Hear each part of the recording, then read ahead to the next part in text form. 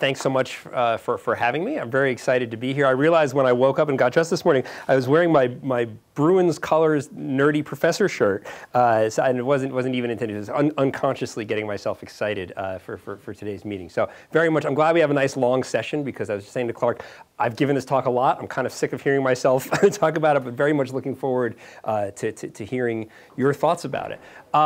So I'm going to try to get across three interrelated ideas, what we call the tragedy of common sense morality, and then the idea of morality fast and slow, and then getting into dicey prescriptive land, this idea of common currency as something we need in order to solve modern moral problems. So starting with the tragedy of common sense morality, which begins with a tragedy that's probably familiar to many of you. This is Garrett Hardin's famous Tragedy of the Commons. So for those of you who are not familiar, the little parable goes like this. You have these herders who are raising their sheep on this common pasture, and these are rational, self-interested herders straight out of the economics department, and they think to themselves, should I add more animals to my herd? And they say, well, I have more animals. That's more money that I get when I sell my stock at market, so that's good. What's the downside? Not so much. They're grazing on this common pasture, and so they think, okay, good upside, not much of a downside. I will grow my herd, and then I will continue to grow my herd. And at some point, the commons has so many animals on it, everybody following this same logic, that there's not enough grass to support any of them, and all of the animals die, and all of the herders are worse off. And I should apologize, I didn't find good female herder icons. This is not just a male phenomenon. These are just the little dudes I was able to find that match. But tragedy all the same. And what the tragedy of commons is really about is really every major social dilemma, every social problem. It's about the tension between individual rationality and collective rationality, or to put it in a cuter, simpler way, about me versus us. So the tragedy and the paradox is that each herder is doing what makes the most sense for him, given what everybody else is doing, and yet everybody ends up being worse off. So what is the solution to this problem? Well, you all probably have a pretty good idea, if not an exact idea. I think that morality is essentially the solution to the tragedy of the commons problem. That is, morality is fundamentally about getting people to pay some kind of cost, that is, to care a little bit less about me in order to do what's better for other people, to care more about us. That is the essential function of morality. And this is not just my idea. This is kind of I would call an emerging consensus. Maybe some of you will disagree. And law essentially is a codification of those moral rules, getting people to do not only what's good for themselves, but to pay attention to the well-being of other people when choosing how to decide. But simply saying, okay, we're going to be moral and we're going to have rules, we're going to have laws that codify our norms that enforce moral behavior, it's not quite so simple. Cooperation can be achieved on many different terms. So in Hardin's little parable, if you look a little bit more closely, there are a lot of unresolved questions. Okay, so we're not going to let people grow their herds ad libitum, but how are we going to limit it? Are we going to say every family gets the same number of sheep? Well, if that's the case, then large families might not be very happy. If you say every person is allotted a equal number of sheep, then you might say, well, now we've got these families having a lot more sheep than others. Are we going to have collective health insurance in case our sheep get sick?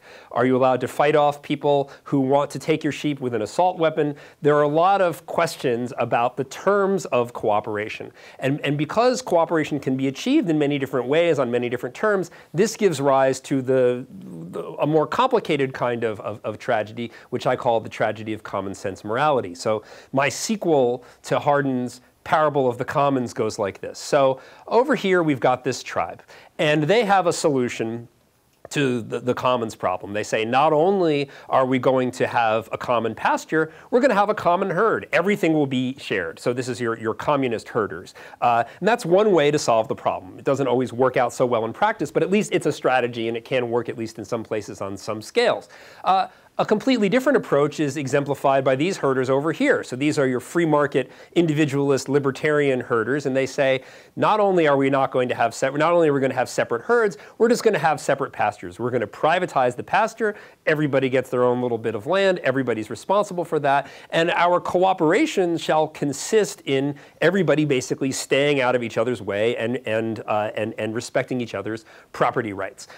So the collectivist solution, the individual solution, and of course the these are just two ends. You can imagine any sort of range of options in between. So that's one important dimension along which tribes can vary in terms of the terms of their cooperation.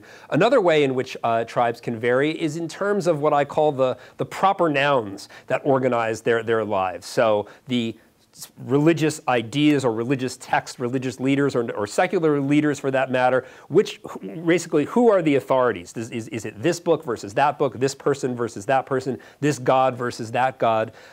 There can be a lot of differences that simply relate to just having different proper nouns, different individual people and things that are responsible for saying, okay, this is how things are going to be.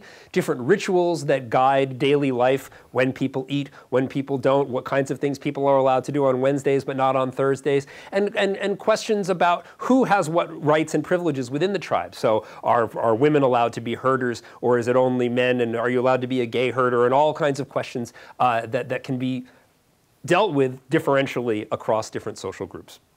So now imagine one hot, dry summer, the forest that separates these tribes burns to the ground, and then the rains come, and there's this lovely green pasture in the middle. And all the tribes look at this, and they say, both tribes or many tribes look at this, and they say, okay, well, nice pasture. They don't want to move in. What's going to happen in the middle there? That is, when you have different groups, and it's not that one is cooperative and the other's not, they're cooperative on different terms, under different authorities, what's going to happen when they come together? Is one just going to annihilate the other, or are they going to find some way to get along? And if they find some way to get along, what is that way going to be? So this is really the modern world in one goofy slide. That is, the basic moral problem is about me versus us. It's about having a set of norms that enable cooperation among a group of individuals, right? It's about getting people to subordinate me for the good of us, for the good of the group. Modern moral problems, I think, are fundamentally different. You can think of it, it's the same problem, but one level up. So modern moral problems are about getting groups of individuals, each cooperative in their own way, under different sets of rules, different norms, more individualistic, more collectivist, et cetera, to find a way to get along. So this is the problem of morality in the modern world. Now, I've told you this is a parable, but I hope already you can start to see connections between the types of things that we still argue about today. So I want to take you back a few years ago to leading up to the last presidential election. There was a really interesting moment in one of the Republican primaries. So Ron Paul was one of the candidates vying for the Republican primary.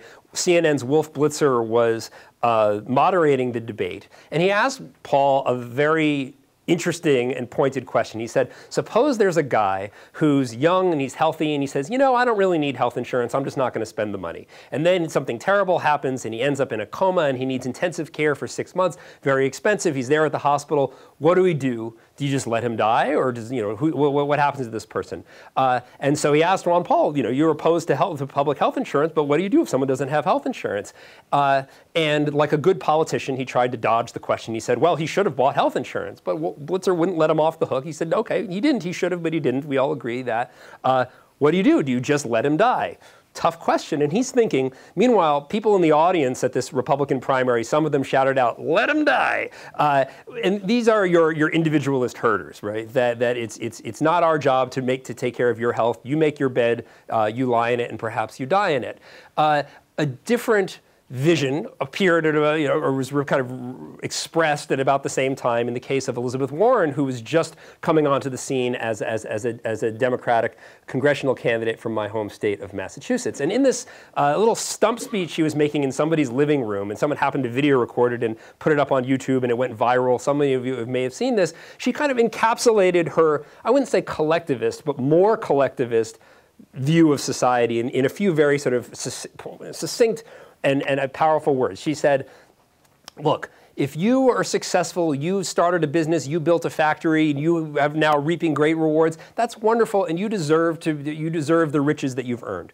But there's something you need to keep in mind, which is that you moved your goods to market on the roads that the rest of us paid for. And you were able to hire workers who were educated because we paid to educate them. And you were safe in your factory because of the police officers and the firefighters that we all pay for. And so because you have, even though you may feel like you've done it all on your own and that you're just a hardworking person, you don't realize that in the background there are all these benefits that have been supplied to you by the collective, and you owe something back as a result. In response to this speech, Rush Limbaugh said that Elizabeth Warren is a parasite who hates her host. This was not received kindly by everybody. In any case, I hope you can see the sort of the tragedy of common sense morality playing out between these two figures and the different coalitions that stand behind them. As for sort of proper nouns and authorities and organizing the way of life, there are these questions about how wealth should be distributed. This was around the same time as the Occupy Wall Street protests. And then there are questions about how people are allowed to live even in their private life. So as you know, gay marriage, an ongoing debate. So even though, you know, the tragedy of the common sense morality, even though I present it as a parable, I hope you can see that it's very much real. All right, so I want you to put that to one side. We have two different kinds of moral problems: the basic moral problem of me versus us, the tragedy of the commons, and then the more complicated modern moral problem of us versus them, our interests versus their interests, our values versus their values. Now I want to switch gears. We have two different problems. Now I want to talk about two different kinds of moral thinking, two different kinds of moral cognition. And my preferred analogy for this, and I sort of adopted Danny Kahneman's term of thinking fast and slow. My preferred analogy for this idea of fast versus slow thinking this is the camera I got for when my son was born, now almost a decade ago.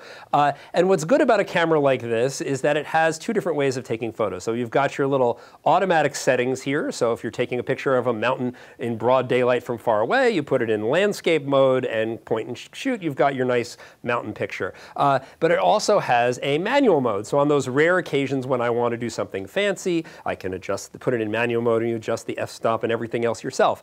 So why would a camera have this kind of design? Well, the idea is that having both automatic settings and a manual mode allows you to navigate the trade-off between efficiency and flexibility. So the automatic settings are they're very efficient, just point and shoot, and most of the time they work very well and they give you what you want. But they're really only good for what they're good for. And then your manual mode, you can do anything with it, but it's not as efficient. It's more flexible, but not as efficient. You can do anything, but you have to know what you're doing. It takes more time. You're more likely to make a mistake. And I think, and a lot of other people think, that the human brain has the same basic design, that we have automatic settings, whether they were provided by genetically or as a result of learning or a combination of the two, which I think is almost certainly the case for almost anything that we care about. In any case, we have automatic responses that are tailored fairly reliably to situations that arise a lot, at least depending on what the goals are. And then we have our manual mode, which is our capacity for slow, deliberate, explicit reasoning, where we take into account whatever we can think about in terms of the features of the situation in front of us. So with this framework in mind, I want to talk about a little work done with David Rand and Martin Novak, applying the idea of thinking fast and slow, morality fast and slow, at first to the basic moral problem, the tragedy of the commons. So the laboratory version of the tragedy of the commons, as many of you know, is what's called the public goods game. So it works like this. Let's say you have 4 people come into the lab. Everybody's given $10, and then everybody can either keep all of their money or put all or some of their money into a common pool. And that common pool, whatever goes in, gets, let's say, doubled by the experimenters, and then it gets divided equally among all 4 people, regardless of what they put in. So if you do the math, you realize if all you care about is me, and you're doing this as a one-shot event, if all you care about is yourself, then you won't put any money in, because that way you get your $10 and you get your share of whatever money got put into the pool and then subsequently doubled. So you maximize your take by putting in nothing. If what you really care about is making everybody do well, the total size they get of the payoff, then you're going to put all of your money in, because that's what maximizes the amount that gets productively doubled by the experimenters. And of course, you can do anything in between. And so what we wanted to know is, is there a kind of fast versus slow tension here? And if so, how does it work? So is it that we have an automatic tendency to cooperate, to put the money in, but then we slow down and think, oh, no, I could lose my money, and so on and so forth? Or is it that your automatic response is to be selfish, and then you think, oh, no, upon reflection, really, I should be a cooperative, pro-social person and put more money in? Or is it that there's no tension at all, that people just have their utility function and their preferences, and they just unequivocally do whatever they want to do? So The first thing we did, and when I say we, I mean mostly Dave Rand, we just looked at people's decision times. And what we found is that there's really this quite striking relationship, at least in our sample, this is not true in every sample, between the amount of time people take and the amount they put in. And basically, the people who respond quickly are more likely to contribute a lot. The people who take a longer time to respond are less likely to do so. So this is our first kind of indication that there's something intuitive, automatic about being cooperative. So then we did a more controlled experiment where we either, as before, we allow people to just make their decisions as fast or as slow as we want. And then some people, we say you have to respond within 10 seconds. And when you make people go faster, more cooperation, more people putting their money in. So again, fast cooperation. And when we say you have to take more than 10 seconds, you have to go slow, then people put in less. So again, confirmation of this idea that it's more automatic to be cooperative and more manual mode, slow thinking that's making you be less cooperative. Now, it turns out that this is not, we now know that you don't see this in every population, and in fact, there's variation even within the population that we originally studied. We asked people in one version of this, to what extent do you trust the people that you encounter in your daily life? And of the people who said, I generally trust the people who are around, they showed this effect quite strongly. They were really driving the overall effect. So the people who say, I trust the people in daily life, they're making faster, when they go fast, they're likely to contribute a lot. And if they take a long time, they're contributing less. The people who said, I don't trust the people around me, they don't show the effect at all. Their first thought is, I don't want to contribute, and then their second thought is, I don't want to contribute. You might read this. A lot of the journalists who talked about this, they say, oh, so people are hardwired to be nice. No, it really is quite context dependent. It really depends on people's experience. And if you don't trust people in your daily life, you're not going to show this fast, slow cooperation effect. Another variation on the same idea is lab experience. If you do a lot of these experiments, you learn that generally speaking, you come away with more money if you do the selfish thing. The people who are coming in and have not participated in these kinds of experiments, they show the effect. The people who've done a lot of these experiments, again, no effect. So it really depends on your experience and your level of trust. And in fact, we found, there's people who wrote back to the journal and said, oh, we can't replicate this. And we wanted to know, well, what's going on? We looked at a long period, so February 2011 through January 2013, of many different time pressure studies that we did. And we saw is that the time pressure effect was decaying on mTurk over time. We could show that overall in this set there's a significant effect, but that this effect size was steadily getting smaller. What was happening is mTurk was exploding in popularity during this time. And by the time you get down here to 2013, you're dealing with this incredibly experienced sort of mercenary set of people who do more experiments in 1 week than most subjects that come through the door in the lab have ever done. So it's a completely different population. If we reframe the dilemma in a kind of superficial way, but that makes it seem new, as an extraction dilemma instead of a contribution dilemma, then we were able to get the effect back, at least with the people who claimed to be naive. But the people who were really naive were not even as naive as they were claiming to be. So it really depends on the population. And I promise you, if you go on mTurk now and try to replicate it and don't do anything special, you probably won't find the effect. You have to make it new and try to get people who are somewhat new to these kinds of problems. But the take home is that, at least for some people, some of the time, cooperation is an intuitive sort of thing, but it very much depends on your experience. And what that experience is really doing, we think, is an experience that gives you a sense of trust with the people around you. And this will be important when we get to the next section. So this set of experiments on intuitive cooperation, I think, really is a stand-in for a much larger literature supporting the idea that, for the most part, pro-social behavior is driven by automatic emotional dispositions. And you can, to organize this a bit, you can think of this as divided into 4 cells based on whether or not the psychological reaction is positive or negative, and whether it's geared towards motivating yourself versus motivating other people. So on the positive self-motivating side, we have emotions like love and friendship, loyalty, empathy, goodwill. These are all things that are making positive feelings that are making me want to contribute. And then we have negative feelings that make me want to contribute. I would feel guilty or ashamed if everybody put their money in and then I was the person who held back.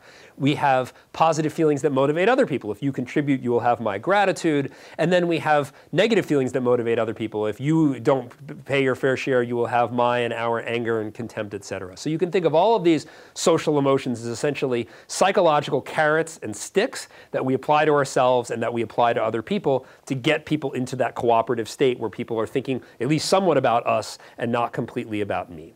And so that's the overall story of, I think, basic morality. But what about the more complicated problems that we face today on the new pastures of the modern world? This is what I'm really most interested in. I actually think it's probably going to be hard for psychology to do much to help us make everyday life better. I think we're actually pretty good at getting along with the people that we deal with personal relationships. I'm not sure how much room there is for improvement there. But I think we could do a lot better when it comes to dealing with the controversial and divisive moral and political issues that we face. And so this is where I hope that some scientific insight can actually help us. So now we expand, looking around the world. This is some sort of recent classic work by Benedict Herman and colleagues. I'm sure many of you are familiar with this, where they had people play public goods games in different cities around the world. What you see is really like three different patterns. They tested more cities, and it's a bit noisier, but I've pulled out these 9 cities to sort of show the overall shape of things. In their version, they had people play the public goods games in 10 rounds, so one game after another. And after every round, people could punish other players if they didn't like the way that they played. So you would pay $1, let's say, and then the experimenter would take $3 away from somebody else. So it's sort of the economic equivalent of bapping somebody on the head with a stick.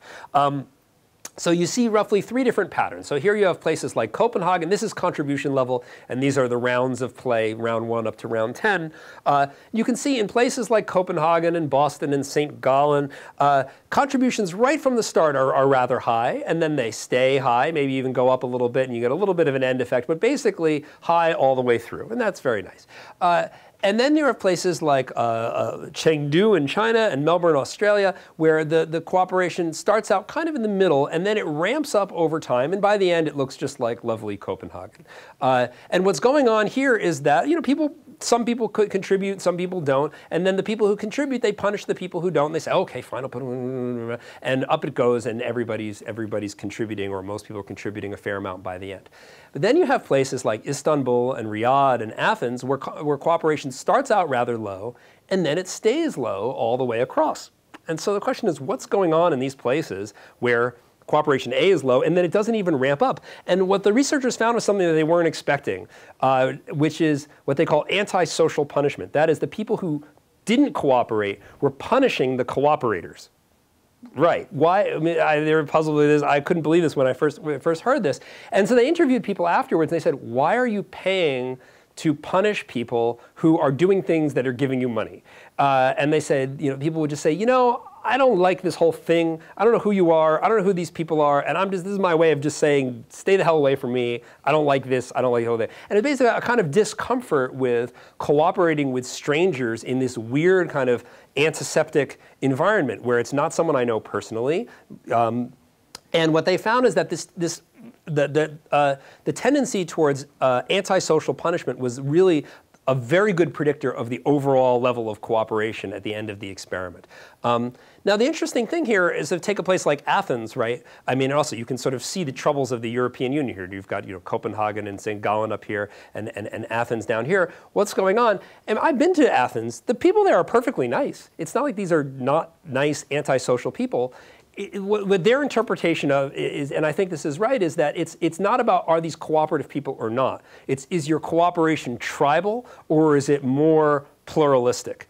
That is, there are some places where people feel comfortable. In Copenhagen, they walk into a room with a bunch of strangers and say, okay, here's the game, and they're just comfortable with laying their money down and trusting these other people who they don't know in this weird environment to say, okay, well, I don't know you, I don't know this place, but we're all decent people here, and we can work together and be productive. Whereas in other places, it's not that they're antisocial, but it's, I don't know you. Who are you? You're not my cousin. You're not my friend. What is this weird place? And it makes them uncomfortable, and they don't feel comfortable cooperating at this higher level. And you see also the results are pretty well predicted by certain questions on the World Values Survey. So if you ask people, how do you feel about dodging fares on public transportation? Or how do you feel about tax evasion? The places where cooperation is not going so well in the lab are places where people have more lax attitudes towards things like tax evasion. And tax evasion is, in fact, a major problem in Athens, and probably the number one cause of Greece's financial insolvency is people not paying their taxes, where it's just kind of accepted as something that one does.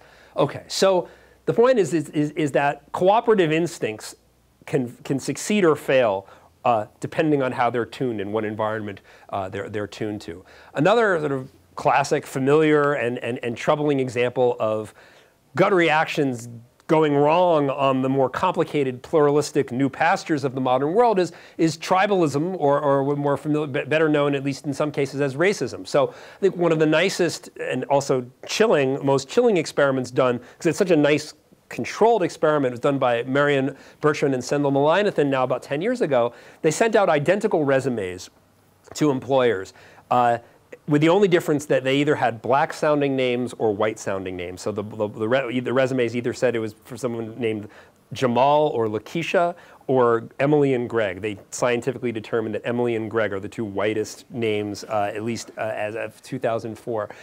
And they found that the resumes with the white names got about 50% more calls back from employers.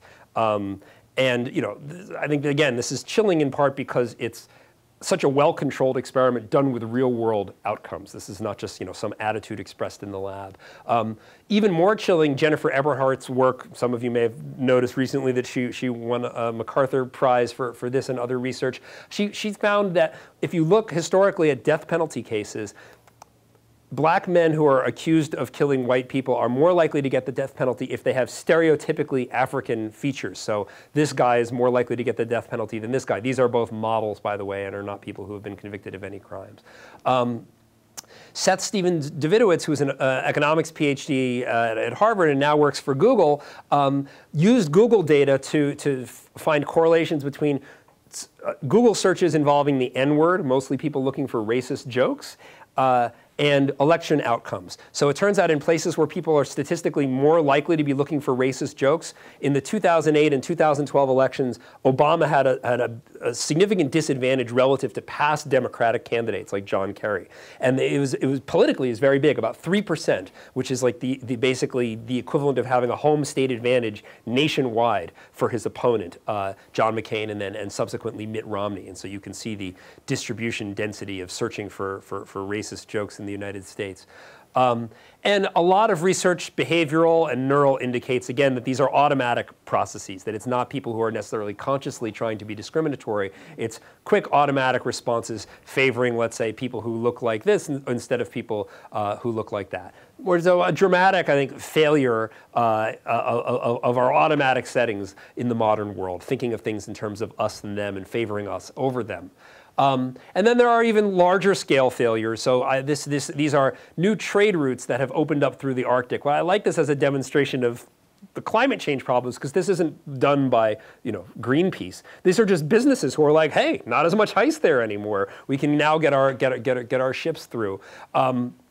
And why don't we currently have a global agreement to deal with climate change? Why is that? Well, most nations agree that something should be done. Even the United States acknowledges this to a large extent. But the terms of cooperation, who's going to pay the cost, that's what's been the real sticking point when it comes to things like the Kyoto Treaty and other attempts since. Okay, another way in which our gut reactions are fast thinking can fail us in the modern world. So this is a variation on a dilemma that comes originally from the philosopher Peter Singer. This one comes with adaptations from the philosopher Peter Unger. So you're driving along, and there's a guy who's bleeding by the side of the road, and he says, please take me to the hospital. You pull over. I was hiking. I had an accident. I've been bleeding a lot. I may lose my leg. And you say, please take me to the hospital. And you say, well, I'd like to help this guy, but I just had new leather upholstery put in my car, and he's going to bleed all over the place. So, maybe I'll let him go. How many of you think it would be morally monstrous to let this guy bleed there by the side of the road because you're worried about the leather in your car? Okay, right. How many people think it's fine? No? Okay. All right, so next case, you're at home one day and the mail arrives and you get a letter from Oxfam or UNICEF or some other reputable international aid organization, and they say, please send us some money. We can use this money to provide much needed food and medicine for people on the other side of the world. And you say, well, gosh, I'd sure like to help these people, but I was thinking of getting some new upholstery in my car, some nice leather, so I think I'm going to save the money for that. Now, how many of you think it's morally monstrous to spend your money on, it doesn't have to be leather in your car, but luxuries for yourself that you don't necessarily need instead of spending it on foreign aid, right? So, you know, a little, how many people live that, right? A little bit, right? Maybe you do a lot. I don't know, but most of us don't. I try, but I'm not nearly as good as I think I should be. So this is an interesting puzzle, and philosophers have been arguing about this. That is, for decades now, philosophers say, well, here you have a moral, I mean, not everybody, some people accept that these, some people, so Singer's challenge is, why are these two things different? Why don't we have as much of an obligation to help here as we see ourselves having there, in case it's not obvious what I was getting at. And some people have said, well, here you have a real moral obligation because you're the only one who can help, right? Whereas here, a lot of people could help. You're just one of many people getting the solicitation. So that's the difference. And then you say, well, suppose there were a bunch of people lined up by the side of the road and they were all refusing to take him to the hospital. Now is it okay for you to let him die or let him bleed and lose his leg? And you say, well, that doesn't quite make sense. And so this has gone back and forth. With a student named Jay Musin, we wanted to turn this thought experiment into actually more of an empirical experiment, trying to figure out what exactly is it that determines when we feel like we have an obligation to help. So we gave people a case like this. So you are vacationing in this lovely but poor country. You have your little cottage up in the mountains overlooking the coast, and then a terrible typhoon hits, much like the one that struck the Philippines not long ago. And there's devastation, and their homes are destroyed by flooding, and there's no clean water, and bad situation, a lot of people dying or near death. And you can help. In fact, the best thing for you to do is not to go down to the coast yourself, but to just, you still have your internet hookup, and you can just make a donation online to the relief effort that's already on the ground. And we ask people, do you have an obligation to give something to help the relief effort, to help the people down below? And in our first sample, 68% of people said, yes, you have an obligation to do something. Separate group of subjects. We ask that we say everything, we describe it just the way I described it, except you're not there, it's your friend who's there. And your friend has a smartphone and is taking video and audio, and you can see everything your friend sees, you hear everything your friend hears, and you can help just as much, you can make a donation online just as easily. So everything's effectively the same. I build suspense. Do you have an obligation to give? And here about half as many people say that you do.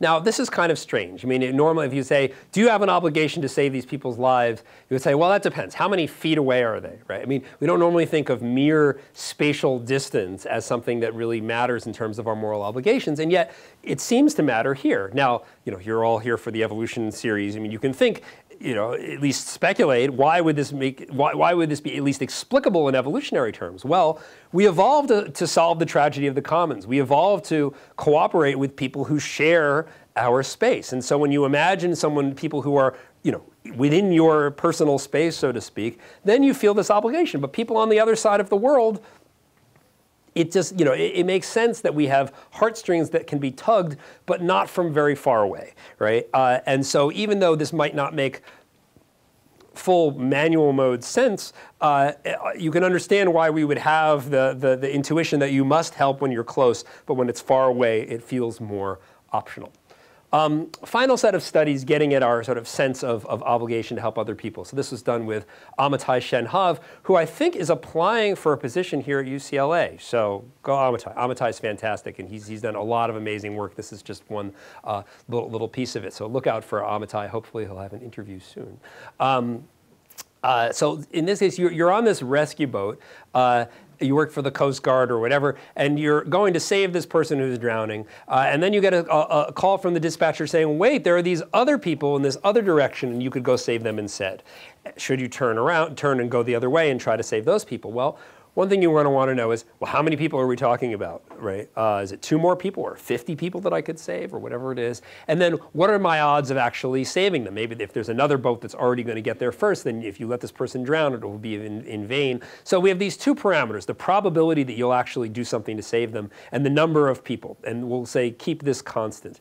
And so we did a brain imaging study where we wanted to know what in the brain is keeping track of the magnitude, the number of lives that you could save, and what in the brain is keeping track of the probability that you would save those lives, and then what's putting those 2 pieces of information to make some kind of all things considered decision. And a lot of results, complicated results, but I wanted to sort of describe these at a very high level. At a high sort of circuit level, what it seems is that the neural circuitry that is keeping track of these elements and putting this information together involving the ventral striatum and the ventromedial prefrontal cortex, it's the same basic reward circuitry that you see in monkeys and chimps and rats that's used not for making hypothetical moral decisions in those other cases, but for making self-interested decisions about just general things like foraging, sort of collecting goods for oneself. So why does this matter? Why is that interesting? Well, one thing that we've noticed and a lot of other people have noticed is that there's this kind of diminishing returns when it comes to saving lives. That is, you ask people, is it important to save this one person's life? Oh, yes. How about 2 people? Oh, even more important. And by the time you get 50, 100, 1,000, 2,000, 10,000, it's all just kind of a lot, right? And people don't really distinguish on a gut level between saving this a lot or even more lives. And this calls to mind the famous and probably apocryphal quote from Joseph Stalin, a single death is a tragedy, a million deaths is a statistic. Now, why should it be this way? Again, when you think about it, you say, well, why should the 100th life that I could save be worth any less than the first life you could save? It doesn't really make sense, at least from a certain perspective. However, if you think of our making these judgments using essentially, and to put this in the crudest possible way, and I'm sure the neuroscience people will hear, if you're any of you here will hate this, but if we're essentially using our rat brains to make these decisions, that makes sense. I mean, if you're a rat and you're using your basic mammalian reward circuitry to make decisions about things like foraging, right? So you can get the nearby food that's easy but not so great, or you can take the perilous journey across the stream and over the hill where you might find that really delicious fruit or whatever it is that rats really love. But there's a high risk, right? You have to make that trade-off. But if you're a rat, the value of these additional goods is inevitably going to wear off. I mean, there's only so much food you can eat. You don't have a fridge. So for any good in a rat's life, or really even a monkey's life, or probably a chimp's life, whatever it is, it's going to exhibit diminishing returns. And so that may just be built in to the neural mechanisms that we have for assigning values to different goods in the world and behavioral options. But now suddenly we're using this basic mammalian reward circuitry to make decisions about saving people's lives, where it can be 100 people or 1,000 people, and yet we're applying the same kind of diminishing returns logic as if it were rat chow, where after a while it becomes worth less and less to you until having more doesn't do you any good. So I think this is not necessarily right. There are other explanations for why you could have this pattern. But if this is right, I think this again suggests that when it comes to modern problems like saving the lives of many people, making these kinds of policy decisions about things like healthcare, where there are thousands of lives at stake, we may be sort of insensitive to the quantities involved that are really morally important, and for reasons that have nothing to do with good moral thinking, but have to do with the fact that we're basically using our rat valuation circuitry or our monkey valuation circuitry, of course adapted in various ways for human life, to think about distinctively modern problems that our ancestors never had to think about. Which brings us to the final part. And here I will get dangerously prescriptive as well as descriptive and correspondingly vague. So putting these 2 things together. So in the first part of the talk, I talked about 2 problems, the tragedy of the commons and tragedy of common sense morality. And then in the second part of the talk, I talked about 2 kinds of thinking fast and thinking slow. And now I'm going to put those 2 ideas together. So you've got your original tragedy of the commons, and what I said basically is that morality is the solution to the tragedy of the commons. And more specifically, automatic emotional responses, psychological carrots and sticks that get us to think about others and not just ourselves. So a sort of suite of automatic settings is what solves the basic moral problem.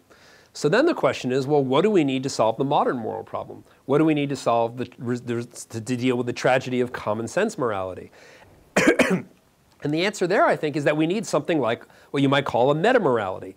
That just as morality is a set of norms and psychological dispositions that enable a bunch of otherwise selfish individuals to cooperate as a group, a meta-morality is the same thing at one level up. It is a set of norms and psychological dispositions that enable groups of individuals that are each cooperative in different ways to form a larger pan-tribal or multi-tribal cooperative. So just as everyday life needs morality, I think the modern world needs a meta-morality. And so the question is, what is that going to look like? Well, the first thing we can say is that it's going to have to be more manual mode, at least to begin with. If it's our automatic settings that are helping us solve this problem, but also creating the larger problem, a la racism, a la our sense that somebody else should be paying for global warming, a la our sense that, I don't really have to help those people over there, my leather upholstery is more important than someone else's life on the other side of the world. All of those gut reactions that may help us solve the problem within the tribe, they're what's creating the problem over here. So what does a meta-morality look like? And I'm just going to tell you my answer, and I'm not going to defend it. And if you want to see me defend it, then you'll have to read my book and the whole second half of it. So it's just too long and complicated to even try. I'm just going to give you a flavor of what I think the right answer is. And then, we can maybe more of this will come out in the question period. So I think the people who got it right are people like Jeremy Bentham, the original utilitarian moral philosophers, the much decried. So this is Bentham writing one of, if not the first defenses of what we now call gay rights in the late 18th century. And so Bentham says to himself, I've been tormenting myself for years to find, if possible, a sufficient ground for treating gays with the severity with which they are treated at this time of day by all European nations. That is, being gay or homosexual activity was punishable by death. But upon the principle of utility, I can find none. Now, this was an insanely radical thought at his time. It was just taken for granted that being gay was a terrible thing, that you should be punished by death. And Bentham himself is saying, gosh, it seems like this has got to be right. But he has this other philosophy, this principle of utility, and that's what he sort of established as he thinks, the right way to think about it. And when he applies his own philosophy to the case of gay behavior, he's like, why is this actually so terrible? This is an incredibly radical thought. His intellectual heir, John Stuart Mill, in the next century, this is one of his most, at the time, controversial books on the subjection of women, basically a defense of what we now call women's rights, possibly co-authored with his wife, Harriet Taylor Mill. And he gives you some sense of the psychology that he's up against. He says, but it would be a mistake to suppose that the difficulty of the case must lie in the insufficiency or obscurity of the grounds of reason on which my conviction rests. In other words, my argument for women's rights is really not that hard to understand. The difficulty is that which exists in all cases where there is a massive feeling to be contended against. And while the feeling remains, it is always throwing up fresh entrenchments of argument to repair any breach made in the old. Basically, he's saying it's not that hard to understand why it makes sense for women to be educated, to have the right to vote, to have the same property rights as males. But you people out there have these gut feelings that say this is just not the natural order of things. So Bentham and Mill were way ahead of their time on things like gay rights and women's rights, and in fact they were way ahead of their time on pretty much every major social issue of their day. From slavery, free speech, free markets, public education, a lot of what we take for granted as part of a decent, modern, civilized society are things that they fought for in the 18th and 19th centuries. So the question is, what is this principle of utility? How did they end up having such radical and in retrospect, we think, correct or at least good moral ideas? What is their philosophy? And I think the key idea is that what they did is establish a common currency for making trade-offs among competing values. So what do I mean by that? So how do you solve modern moral problems, beginning in their day with things like slavery and so on? Any moral problem where there's an us versus them, our interests versus their interests, our values versus their values, there's some trade-off of values at stake. So how do you make trade-offs among competing values in a principled way? That requires a kind of, as I said, common currency. There has to be some way of saying, okay, well, this weighs this much and this weighs a little bit more, so we should do this instead of that. If any time you have to make a trade-off, there has to be some way of translating the first thing and the second thing into some common metric so you can say which ought to count for more. So how do you do that? Well, they essentially their philosophy essentially reflects the answer to two questions. So one is, who really matters? And their answer is everybody equally.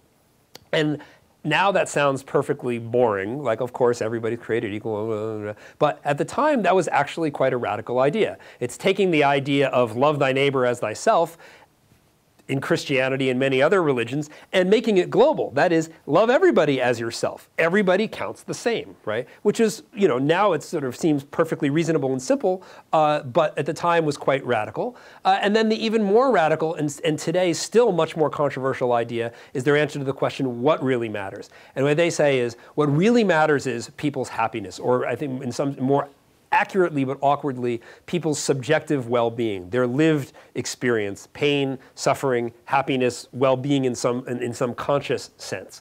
Now, why did they come to the conclusion that happiness is essentially the common currency?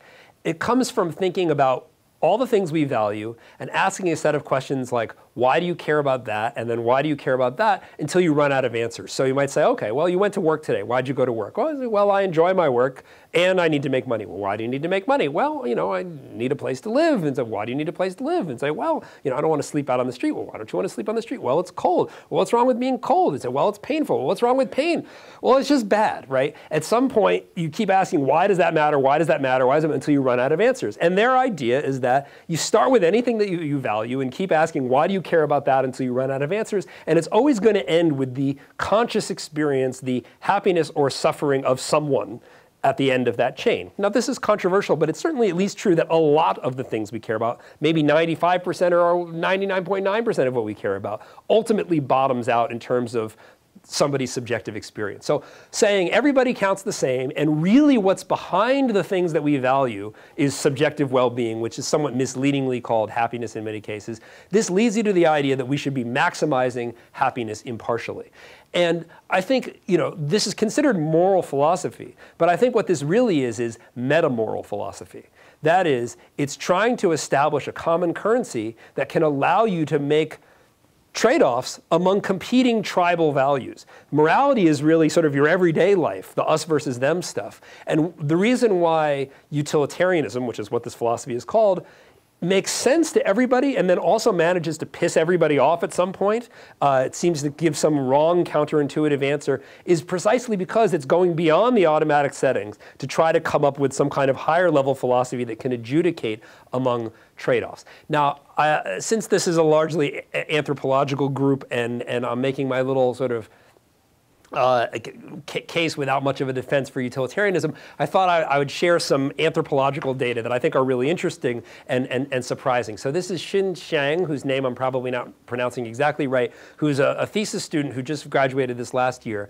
I'd mentioned to her that we had some interesting data giving trolley dilemmas. Do people know what I think when I say trolley dilemmas? Okay, not everybody, but this is like, can you kill one person to save 5 people, push the guy off the footbridge? I didn't talk about trolley stuff today. You're like, thank goodness. This is the only trolley stuff. And Buddhist monks seem to give very different answers to other people, but we had like 3 of them. I don't know if Dan, if you remember, they came through Princeton at one point. In any case, so we had like these 3 monks, but we didn't have enough data. So I was saying this to her, and she's like, well, why don't I go to Tibet? And I said, all right, so she went to Tibet and she interviewed 49 Buddhist monks in Lhasa, way up in the Himalayas, and then as well as some lay Tibetans and people in her hometown of, again, pronunciation, sorry, Guangzhou, China, and then some control subjects, both regular old Americans and then American Christian ministers in Boston using the exact same questionnaire. But basically, footbridge case. So is it okay to push someone off a footbridge to stop the trolley from killing 5 people, but you kill the 1 person and save the 5 people? Is that okay? And what she found for our control subjects, the regular Americans, non-Christian ministers, 15% say that it's okay to push the guy off the footbridge, which is typical. Interestingly, the ministers, it's a small sample, but they seem to be a little bit more okay with pushing the guy off the footbridge, which I actually found a little surprising. In China, looks pretty much like the Americans. Lay Tibetans, 64% of them said it was okay to push the guy off the footbridge. And then the Buddhist monks, 83% said it was okay to push the guy off the footbridge. I mean, which was just, this is off the tribological charts. I mean, we've never seen anything, you know, as I said, with typical Americans, it's something like between 10 and 30% or sort of what we see. Never seen anything like this before. Now you might think, well, maybe they just didn't understand the question or something like that. But actually, you know, she had these apparently these great conversations with these Buddhist monks, and almost all of them appealed to this very specific sutra in the Himalayan Buddhist tradition called the Skill and Means Sutra, which you might think of as the ends justify the means sutra, which is a kind of secret sutra that you're like not supposed to tell the kids about, but once you're a kind of high enough level thinker, you're allowed to think in this powerful but dangerous way. And there's the story of this, I won't read all this, but there's this ship captain and there's this rogue thief on board who's going to kill like all 500 of the sailors on the boat. It's a pretty big boat, I guess. And the ship the captain doesn't know what to do, and he worries if I kill the guy, then sorry, I'm gonna give away the punchline. If I tell the sailors that there's this guy who's going to try to kill him aboard, they'll kill him, and then they'll all have this bad karma, and that would be bad. If I let him kill them all, then they all die, and that's bad, and he'll have bad karma. So the ship captain says, okay, I will kill the thief, and that will be for the greater good, and I'll take on the bad karma, but it'll be better for everybody. And then, of course, it all works out. He doesn't get the bad karma, and he becomes a bodhisattva, and everything's great. But anyway, it's a dicey sort of case, ends just the means, justify the means kind of case. And many of the monks who gave the utilitarian answer to the footbridge case appealed to this specific piece of Buddhist teaching. So I mention this because it's a really interesting parallel between the sort of the kind of nerdiest bit of moral philosophy in the Western tradition, and then this totally different moral tradition, in many ways seen as being completely at odds, actually reaching the same kind of conclusion at the highest level. And it's often said of utilitarianism in the British tradition that it's a kind of government house philosophy. That is, you don't want the ordinary people on the ground in their everyday lives thinking, okay, as long as it's for the greater good, then it's okay, right? Because it opens yourself up to a lot of self-serving rationalization, and better to just follow the everyday moral rules than to engage in this kind of calculation. But for the people who really have to make the tough decisions at the top, then it's okay. And so both of these religious, or not religious, but moral traditions kind of reach the same,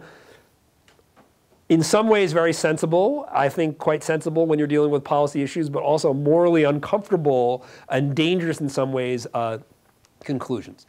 But the more general point I want to make with all this research is that a lot of our gut reactions, I think, when it comes to the moral controversies that divide us and the opportunities of the modern world, we may feel like we're having a moral insight when we say, okay, well, you have to help the guy here, but you don't have to help these people over there. But really what this can just be is our inflexible point-and-shoot tribal morality, rather than something that actually makes moral sense. And my hope is that by understanding the cognitive processes and the environmental determinants of these different kinds of thinking, we can see it for what it is, which is to say it's a heuristic that makes sense from a certain perspective, but not necessarily from an ideal perspective as members of different tribes trying to organize a global society. And so I think what goes for these hypothetical dilemmas goes for the moral issues that divide us as well. So if I have to dangerously put this together in terms of a prescription for the world and not just a scientific description, it goes like this. When you're dealing with everyday morality, the tragedy of the commons, this is when you want to think fast. This is where our gut reactions are likely to be helping us. And thinking too much is probably, in a lot of cases, going to make you less cooperative, less of a good person. Use those psychological carrots and sticks to motivate yourself and other people to be good, to be cooperative in everyday life. But when it comes to the tragedy of common sense morality, when it's us versus them, our values versus their values, our interests versus their interests, this is when we need to think slow. This is when our gut reactions are getting us in trouble, when it comes to racism, when it comes to global warming, when it comes to how much we feel like we have an obligation to help people from other tribes on the other side of the world. This is where our gut reactions are not producing the greater good. And we need to think slow, and more specifically, we need some kind of common currency, some kind of higher order system, a meta-morality, if you will, that can enable us to make the kinds of uncomfortable trade-offs that are necessary for resolving the difficult moral problems that divide us today. So that's the idea, and I just wanted to thank the people who paid for a lot of this research and the people who actually did it. And thanks a lot, and I look forward to hearing your thoughts.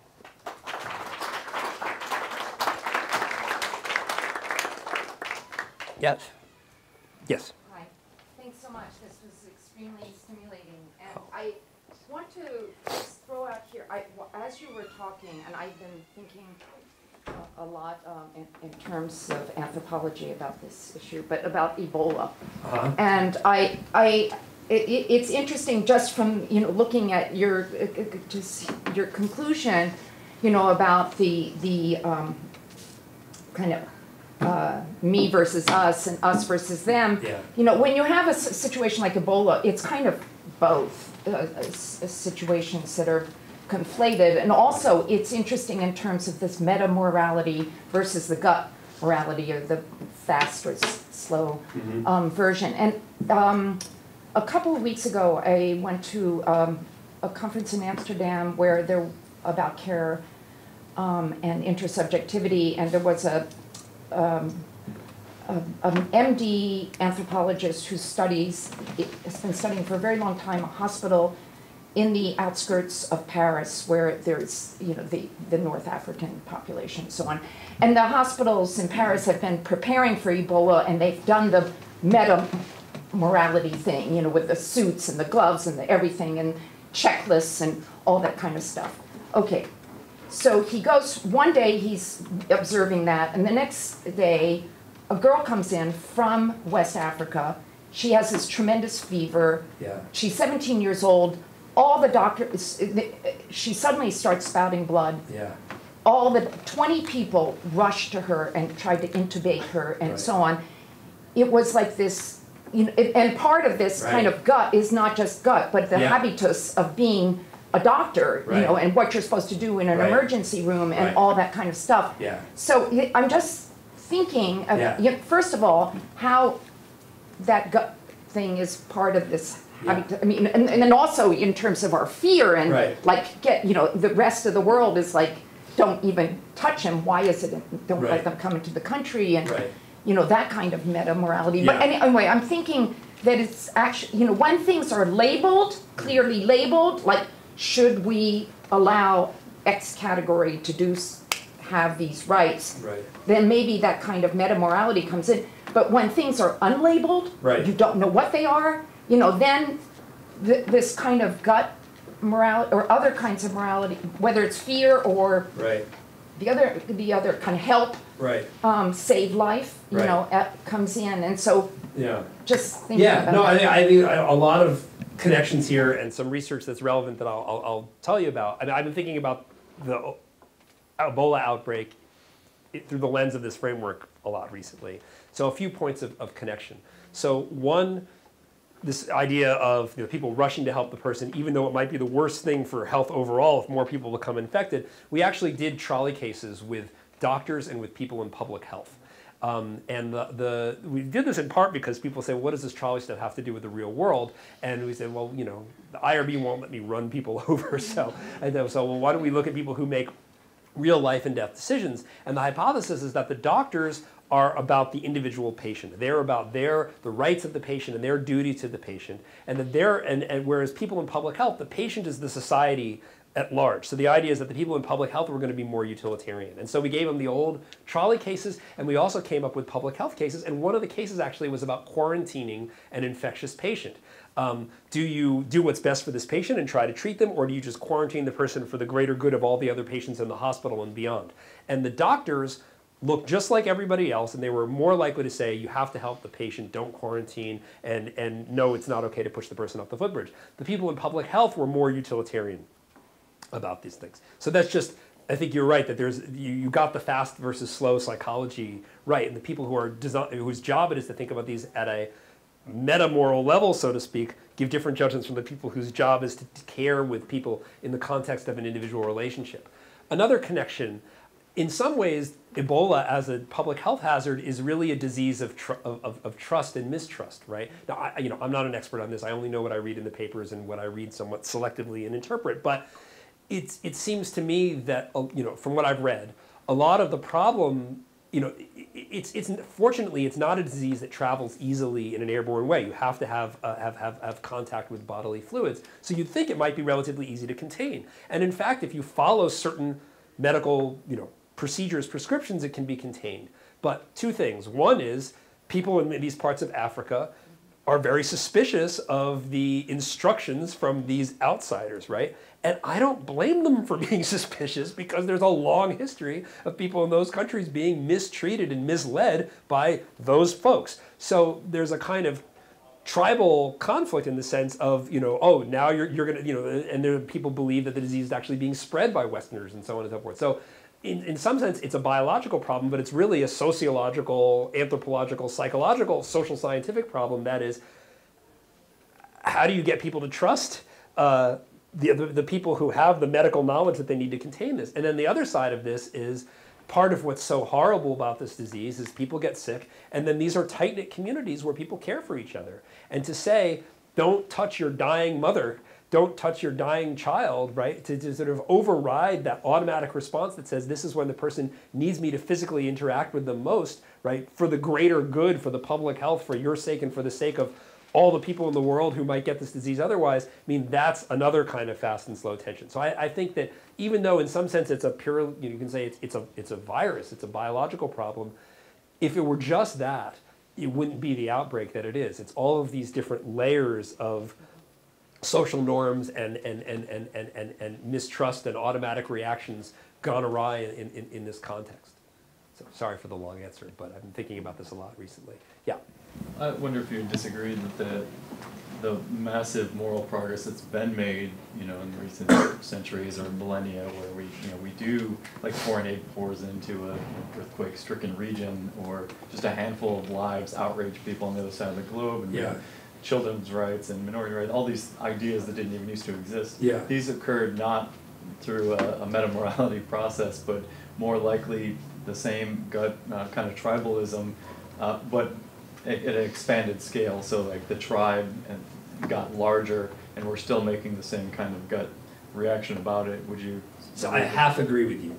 I think that at the end, what happens is we have gut reactions that are kind of that reflect the meta-morality, but they don't start that way, right? So and there's been interesting sort of historical speculation about what I can't remember the historian's name, called moral cascade. So what happens with a lot of these things is it's a few pointy-headed intellectuals who have these ideas, who say things, maybe it's not so bad to be gay. Maybe we ought to be sending money to poor people on the other side of the world, right? And then, a few other intellectuals whose heads are a little bit less pointy say, okay, I can sort of see that. And then it spreads. And by the time these things are widespread, it just becomes common sense, right? So, I mean, my guess is, even you can see this was going on right now with gay marriage, right? My guess is that a lot of the people who are my age or older, who, if you put the ballot in front of them, they support gay marriage. If you gave them an implicit association test, I mean, I would hate to know what kind of implicit associations I might have, because when I went to high school, it was not okay to be gay,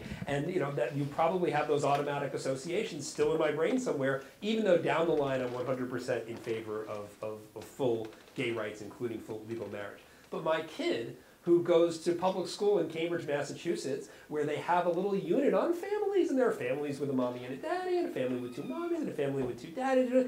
He doesn't even get what the issue is, right? It's just part of his gut reaction. So it starts out with people in a pointy-headed kind of way, like Jeremy Bentham, overriding their gut reactions on a matter of sort of abstract principle. And then I think it flows down, and by the time that it's in full force, then it becomes a matter of automatic settings. So I think that the kernel of change is moral philosophy. In fact, in the beginning of my book, I have two quotes. One is from Anton Chekhov that says, "Man will become better when you show him what he's like," and that's the first part of the book of Understanding the Science. And then there's the quote for the second half of the book comes from a fortune cookie that I got at a Chinese restaurant in Princeton, New Jersey, Tiger Noodles.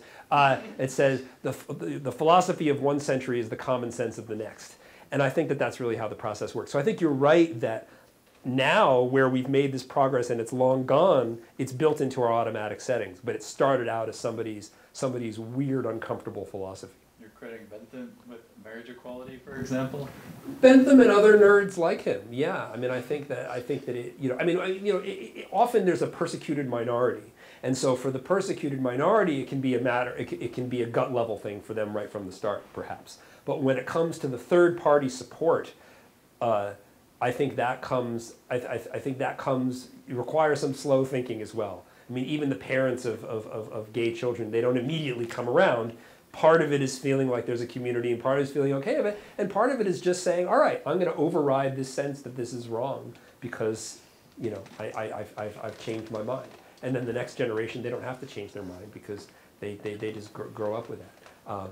Yeah. I was wondering what your thoughts are on third-party punishment, because I see this as kind of being integral or kind of almost a basic level kind of moral thinking. Yeah. But so, for an example, in the abolishment of slavery, you had, it's not that it's the relationship between slaves and non-slaves, it's the relationship between the abolitionists, the slaves, and the slave owners. And so that a lot of the relationship we see is since people punishing others for what they take to be unfair behavior or unfair treatment of others. Right. Now that's a positive effect of that, but then immigration, and a lot of arguments about immigration, it can be seen as a negative effect where people aren't punishing immigrants per se, they think they're punishing illegal behavior. Okay. So, so I don't know if this is, I mean, I'm not exactly sure if this is a question or an observation, which is fine. We have some evidence to suggest that second-party punishment and third-party punishment are rather different, but this has been mixed data in the lab, and I haven't quite nailed this down yet, and maybe that's because it's not true. But that second-party punishment, that is punishing people who have harmed you in some way, that is quite intuitive. Whereas third-party punishment, especially in a kind of antiseptic context, and it's not like, you know, someone beat up your brother and now you're going after them, but just, you know, someone was unfair to some stranger in the lab, that is quite unnatural and requires a kind of slow thinking and a sort of explicit commitment to some kind of principle in order to carry that out. Maybe that's true, maybe that's not. But was there, interesting thoughts, but was there a specific question you wanted to put through? Observation. A lot of things that you're pointing out, I wondered if it hadn't have been kind of this, it's not just this one morality of us versus them, but also this kind of tripart morality. Oh, okay. So I think a lot of, okay, I see where you're getting at. I think that there's, so punishment, I think, works as a device for stabilizing cooperation within groups, and there's a lot of evidence for this. But I also think that a lot of what is presented as punishment for the good of the public order is really just tribalism.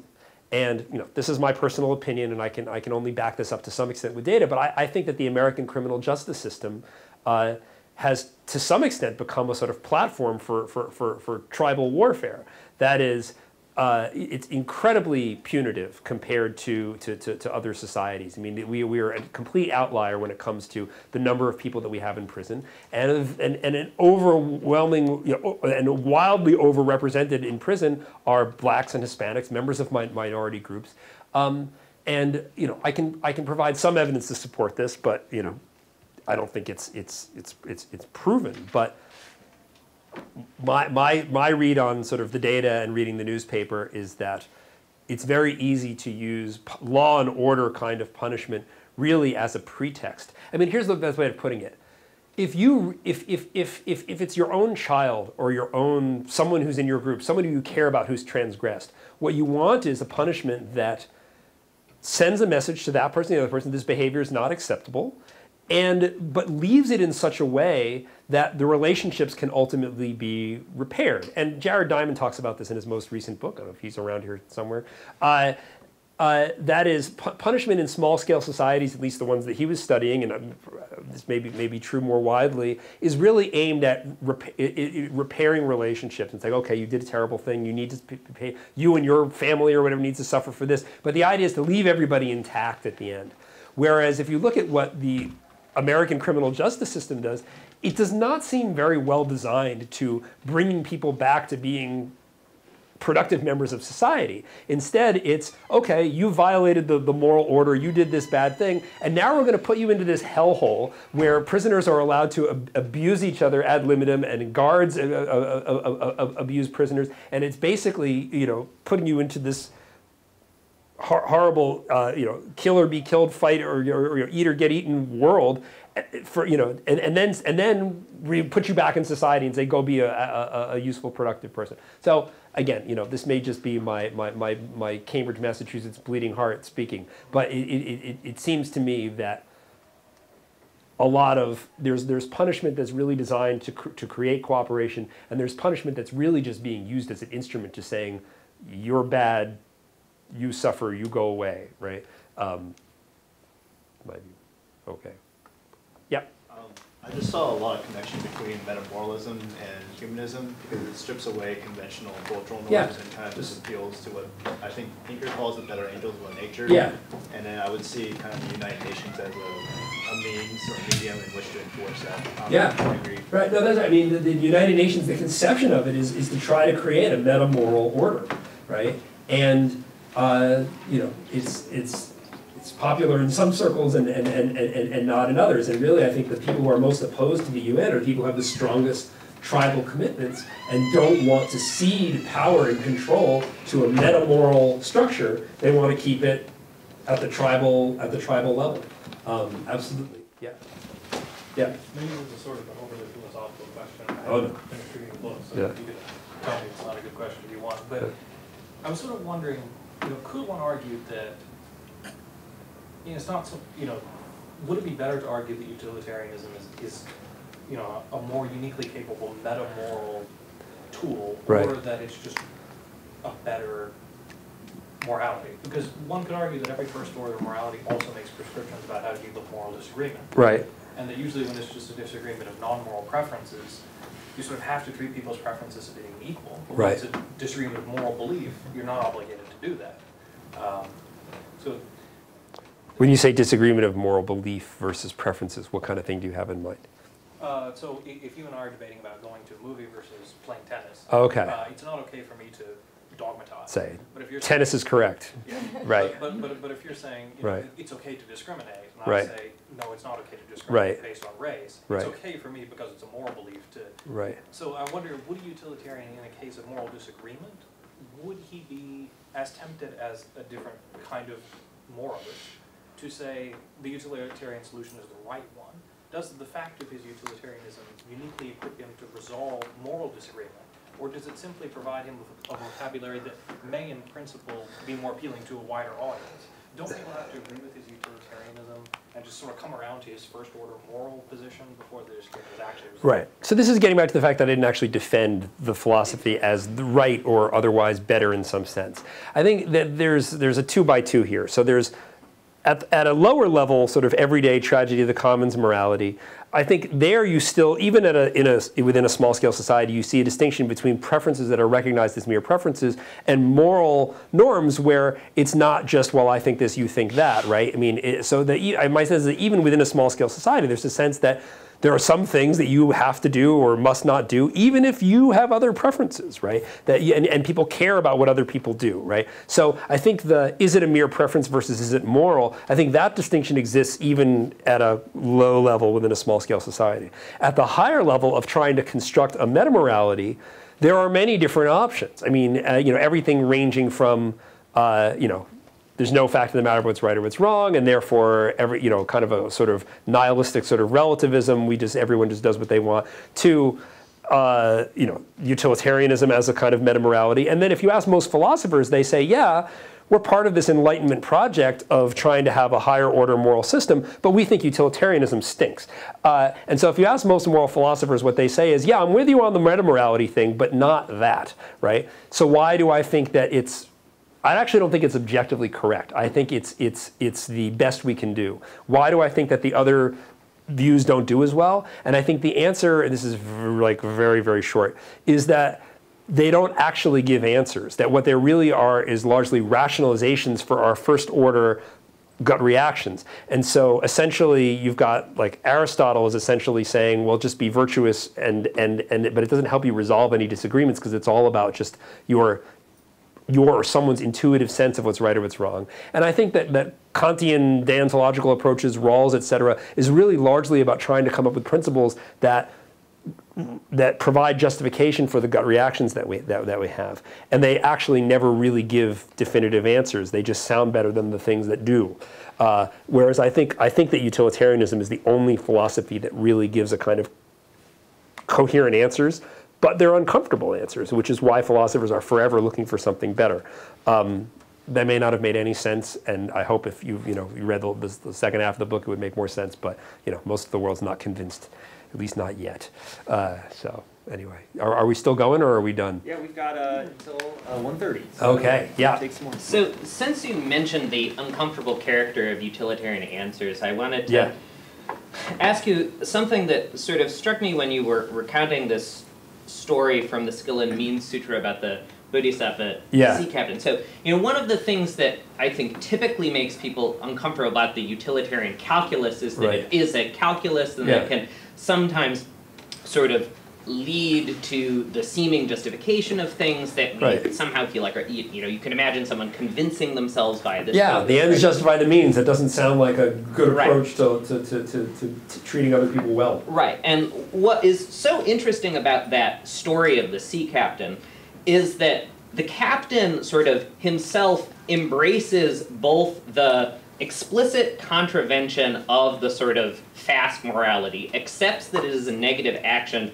is not allowing himself to delegate that wicked action to someone else, and does it in full expectation that, like, no judgment of history will say what I did was ultimately right, and, I will be spared from judgment. The sort of consequences are fully and individually born in expectation sort of to the infinite future, and it happens that he's sort of saved at the last minute by this judgment of history. So I'm curious if you think that doesn't provide some template for kind of solving these, at least, the lack of those hot emotional components in utilitarianism, and kind of mitigating against some of these potentially deleterious end-mean calculi. I just was very struck by that story and the features where it differs slightly from the kind of standard application. So I mean, it's not exactly parallel to sort of trolley-like cases, and trolley-like cases are not exactly parallel to a lot of real-world cases that are of interest. I mean, I mention it because the monks themselves drew that connection, which I think there are some aspects of it that are the same. That is, you're performing this generally proscribed and morally uncomfortable action in the name of the greater good. But there are other things that differ. So I don't want to say that they're perfectly analogous. There's the sense in which, among other things, the decision maker is taking on a burden himself, as opposed to in the footbridge case where you say, oh, it's for the greater good, And so they are different, I think. But you were asking, do those emotional responses kind of mitigate against the dangers of sort of self-serving utilitarianism? And I think that that's absolutely right, that we wouldn't, even in our government house leaders, we wouldn't want people who don't shudder at the thought, right? I mean, I would, maybe Harry Truman was right to drop the bomb in World War II, and maybe it saved a lot more lives in the long run, but I wouldn't want a leader who did that casually. I want my leader, if you're going to drop the bomb at all on people, I want you to stay up some hard nights and be sweating about it, and so absolutely. And I think that,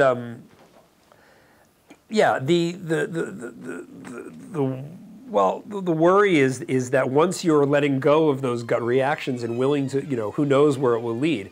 But, some people think that, mostly philosophical critics of mine, say, oh, so Greene thinks, that our emotions are bad and we should never trust them. And that's not the case. I think that on a day-to-day basis, we shouldn't be engaging in utilitarian calculations because it's far more likely to hurt than to help.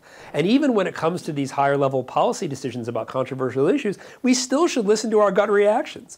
Sometimes we should override them, but we should be asking ourselves, what exactly are we responding to, and why? And gosh, I really sympathize with Obama because I think he's just been faced with one case like this after another, where it's hard enough to know what's the best thing to do, and no matter what you do, it's going to feel wrong. Those are the worst kinds of cases. We doing? A little time. Clark. One last question. So. How likely is it that you think this can happen? I mean, are you... The meta-morality? Yeah. Are you seriously proposing that this... can work? So I would say in the short term, odds not so good.